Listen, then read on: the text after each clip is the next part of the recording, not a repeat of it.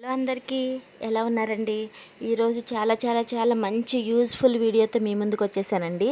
ఏంటి ఆ వీడియో అంటే, నేను సేవ్ చేసుకున్న డబ్బులండి. నా సంవత్సరం అంటే 1 ఇయర్ మొత్తం నేను కష్టపడి దాచుకున్న డబ్బులండి. అంటే నేనేదో కష్టపడి బయటికెళ్ళి పనికెళ్ళి తీసుకొచ్చిన డబ్బులు కాదండి. మా హస్బెండ్ నా చేతికి ఇస్తే వాటిలో నేను పొదుపు చేసుకుని దాచుకున్న డబ్బులండి. నేను అసలు ఎలా దాచుకున్నాను, ఇన్ని డబ్బులు ఎలా వచ్చినాయి అనేది మీకు చెప్తాను. నా వీడియోని ఎక్కడా కూడా స్కిప్ చేయకోకుండా మొత్తం నా వీడియోని చూడండి. మా హస్బెండ్ నాకు వచ్చేసి నెల జీతంలో 15,000 ఇచ్చేవారండి.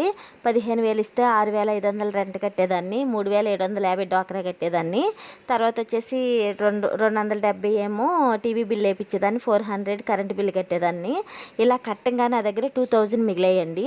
ఆ 2,000 మిగిలితే నేనేం చేసేదాన్ని అంటే, 2,000 మిగిలితే మన ఇంటి వైపున ఎవరన్నా రొయ్యల అమ్మాయి వచ్చినా ఒక 200 పెట్టి రొయ్యలు తీసుకునేదాన్నండి. బయటికి వెళ్ళినప్పుడు చికెను అలాంటివి ఏమన్నా కనిపించినా చికెన్ తినాలనిపిస్తుంది ఈరోజు అని చెప్పి 300 పెట్టి చికెన్ తీసుకునేదాన్నండి. అంటే వారంలో వచ్చేసి 3 టైమ్స్ నాన్ వెజ్ ఉండేదండి. అసలు యాక్చువల్గా మనం వారంలో ఒకరోజు సండే మాత్రమే నాన్ వెజ్ తింటాము.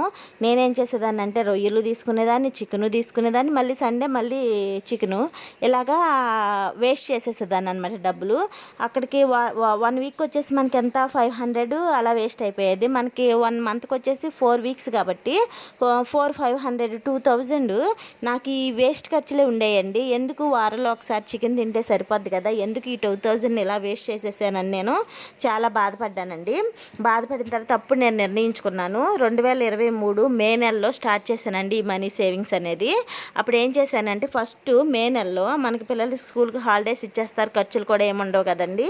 ఫస్ట్ 500 వేసానండి. నేను 500 ఈ బాక్స్లో వేసాను. అసలు ఎట్టి పరిస్థితుల్లోని ఈ బాక్స్లో మనీ అస్సలు తీయకూడదు అని నిర్ణయించుకున్నాను. తర్వాత వచ్చేసి ఏం చేశాను అంటే, ఆ మే నెలలో 500 వేసిన తర్వాత ఆ నెలలో మనకి స్కూల్ ఫీజులు ఉండవు కదా, ఇంకా నాకు 2,000 అలా మిగిలినాయండి.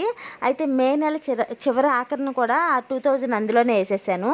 ఇక మే నెల నుంచి జూన్ నెల వరకు ఇంకా మళ్ళీ ఈ మే నెల వరకు వేస్తూనే ఉన్నానండి డబ్బులు.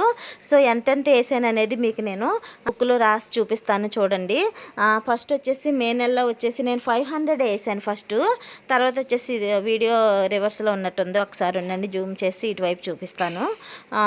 ఫస్ట్ మే నెలలో వచ్చేసి 500 వేసాను. నేను వేసిన అమౌంట్ మాత్రమే ఇక్కడ రాశానండి. తర్వాత మే నెల చివరాఖరిలో 2,000 వేసాను, అవి రాయలేదు. తర్వాత జూన్ నెలలో నాకు 1,000 మిగిలినండి, 1,000 వేసేసాను. జూలై నెలలో కూడా 1,000, ఆగస్టులో 1,500. అలాగా ప్రతి నెల నేను ఈ చికెన్కి రొయ్యలకి ఖర్చు పెట్టే డబ్బులు మొత్తం, నాన్ వెజ్ ఖర్చు పెట్టే డబ్బులు మొత్తం నేను ఈ విధంగా సేవ్ చేశానండి. సేవ్ చేసిన తర్వాత నాకు టోటల్ అమౌంట్ 22,000 వచ్చిందండి. అంటే 1 ఇయర్కి, అంటే 12 మంత్స్కి 1 ఇయర్కి నాకు 22,000 వచ్చింది. మా హస్బెండ్ కూడా షాక్ అయిపోయారండి. షాక్ అయిపోయి, నువ్వు 22,000 దాసావా అని చాలా షాకింగ్గా చూశారు. సరే నువ్వు చేసినందుకు కూడా సరే నీకు ఒక 5,000 ఇస్తాను అని చెప్పేసి ఆయన నన్ను మెచ్చుకొని మళ్ళీ నాకు ఒక 5,000 ఎక్స్ట్రా ఇచ్చాడండి ఈ నెలలో. ఎందుకు ఇచ్చారంటే, మే నెలలో మళ్ళీ స్కూల్స్ లేవు, పిల్లలకి ఫీజులు లేవు కదండి. అందుకని ఆయన 5,000 నేను ఈ వీడియో చేస్తున్నప్పుడు చూసి ఆయన నన్ను చాలా చాలా చాలా చాలా మెచ్చుకొని నాకు మళ్ళీ 5,500 ఇచ్చారు.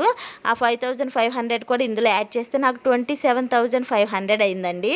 ఈ మనీ ఎందుకు నేను ఇలా దాచిపెట్టాను అంటే, పాప మొన్నటి వరకు 3 ఇయర్స్ అనండి, పాపకు ఇప్పుడు 4 ఇయర్స్కి జూన్ నెలలో 4 ఇయర్స్ వస్తాయి. తన్ని స్కూల్కి జాయిన్ చేయాలి. స్కూల్కి జాయిన్ చేయాలంటే నేను ఫీజుల కోసం ఇబ్బంది పడకూడదన్న ఉద్దేశంతో ఈ 1 ఇయర్ మొత్తం ఈ డబ్బులు నేను దాచానండి. బాబుకి ఎలాగో లాస్ట్ ఇయర్ కట్టాము, ఇద్దరు ఈ సంవత్సరం ఇద్దరు స్కూల్కి వెళ్ళాలి కాబట్టి ఇద్దరికి మనకి మనీ అవసరం కదండి. సరే ఒక్కళ్ళన్నా నేను సేవ్ చేసుకొని దాచుకున్న డబ్బులతో ఒక్కరినన్నా చదివిస్తే ఇంకో అతన్ని మా హస్బెండ్ చదివిస్తాడు, సరిపోతుందన్న ఉద్దేశంతో ఏం చేశానంటే, ఈ మనీని చాలా కష్టకాలంలో కూడా దాచిపెట్టి ఇలాగా సేవ్ చేశానండి. సో నాకు 27,000 వచ్చినాయండి. మా పాపకి ఫీజు వచ్చి 18,000 అండి ఫీజు. మా బాబుకి బుక్ ఫీజు వచ్చి 4,000 అండి. సో ఈ 18,000కి 4,000 కలిపితే 22,000 వాళ్ళ స్కూల్స్కి ఫీజుల కింద వెళ్ళిపోతాయి అండి. మా పాప కంప్లీట్గా ఫీజు కంప్లీట్ అయిపోతుందండి. బాబుకు మాత్రం తర్వాత కట్టుకుంటాము. సో ఈ 5,000 మిగులుతాయి కదండి. 5,000 మిగిలితే వాటితో ఏం చేస్తానంటే, మా పాప స్కూల్కి వెళ్ళదు కదా, తనకి బట్టలు, తర్వాత లంచ్ బాక్సెస్ ఇవన్నీ కూడా నేను తనకి కొంటానండి మిగిలిన 5,000తో. సో ఇదిగోండి నా డిబ్బీకి తాళం కూడా ఇచ్చేసారు. మా వీడియో నచ్చినట్లయితే లైక్ చేయండి, షేర్ చేయండి, సబ్స్క్రైబ్ చేయండి. Thank you so much.